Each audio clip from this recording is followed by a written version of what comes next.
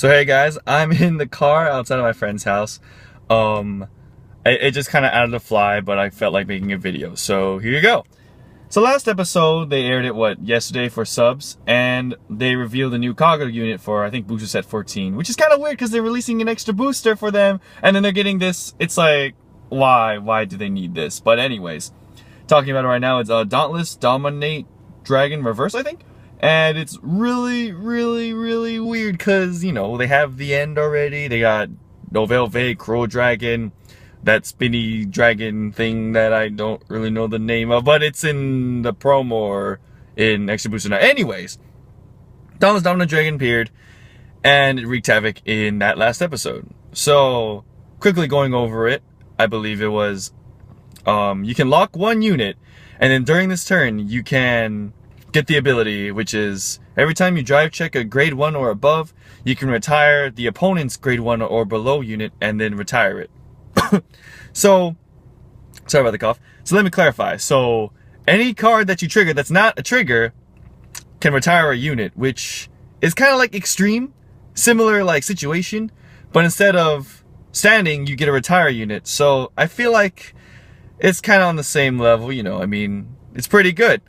It's a pretty good effect. Oh, and it gets plus 3,000 when you connect this ability. So, pros. You can retire a unit for like free? I feel like that's kind of overpowered because you just retire stuff. You just attack and then you just retire. Not only that, but with Dauntless Drive Dragon's Limit Break, with his double attack, you can like potentially drive check 3 grade 1, 2, 3s and just retire 3 units. So you can just retire the entire back row, which is kind of overpowered if you ask me, but of course, every card has its flaws, so I'm going to quickly go over it real fast. First of all, let's compare it to like, I don't know, like the end, I guess.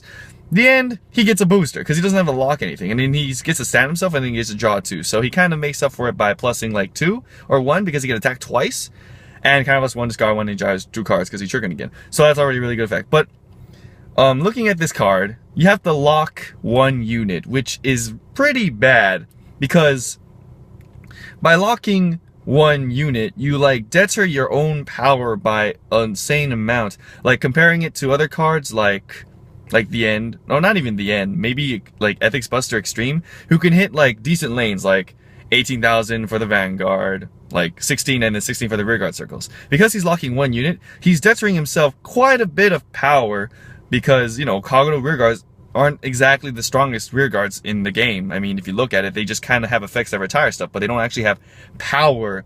So you might have 18, 18, 18, but for the most part, you're not going to get anything else other than that. And then if you lock something, that means it's only going to be like a 12 or an 11, 18, 18, and it's a really weak lane in general. Like, it's just, I said like, gosh darn it. Even though it's that situation, it's just really, you know, just slow and very slow, and you're just kind of just retiring stuff. You're not really getting anything out of it, which is what I'm feeling from this card. So here's an example. Assuming that you did cross-ride with Dauntless Dominate Dragon, it's at 13,000 right now. So when you attack and you don't get a trigger, you get plus 3,000. So it's a 16,000. Assuming that your opponent is a cross-ride, that's a pretty good number on its own. And then if you get a trigger, it'll be a 21,000. But that's assuming that you're only gonna get 1 trigger. So, and if Ethics Buster Extreme got a trigger, he would go from 18 to 21 as well.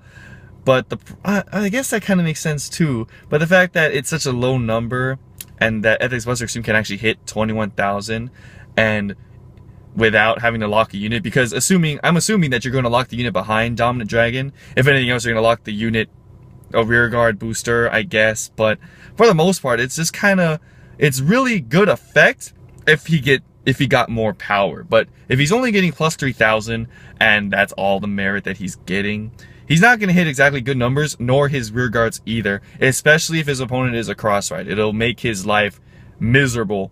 So I feel like it could be better, but in no shape or form is it broken or overpowered by any stretch of the means. If anything, I think the end is still the better choice than Dauntless Dominate Dragon, just because he gets a booster, he has that mind gaming threat, he's just a generally better unit. I mean, if you want to go for the cross ride, that's also kind of understandable too, but it's it gets severely weakened if you have to deal with the cross-ride yourself.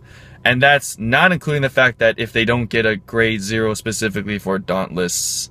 So, yeah. I feel like it's not overpowered. People should stop, like, thinking it's broken, because it isn't. I mean, they kind of did a good job making his card balance, because by locking one unit, you kind of dead to your whole field in general, just because you're not dishing out lots of damage.